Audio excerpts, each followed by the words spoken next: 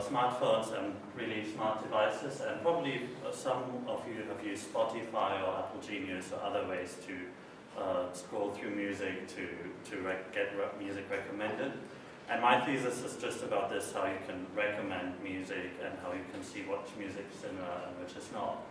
Today's music recommendation systems mostly are actually not concerned with the content of the music, but more with about what have users bought, which bought this track. You'll get music which is similar to those tracks. There's new methods to recommend music which actually use the content of music, so features of songs, which is like timbre or melody or other musical features of this music. But these methods have like the drawback that they're fixed and that they're not adaptive to users at all. So you've one fixed measure and it should fix everyone. So you might get really boring recommendations depending on your taste and how it reflects the system. Now, my thesis is about making these models for recommending music. So if you're the user of this model where you actually compute the similarity of music and recommend it to make it adaptive.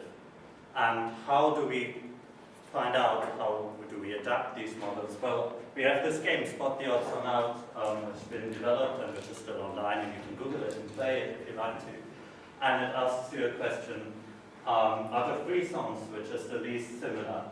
So if you choose the third song, you know that the 2 other songs are more similar to each other than each of them is to the third song. We've collected about 3,000 of those votes, and we've used them with machine learning techniques, which we've also developed, to train models which are about 10% better than the just unadaptive models on the acoustic features. Now, these games can also used for other stuff. For example, if you log into this game and use your Facebook account, we also ask you to provide some information about your language, about where you come from, some information about your culture.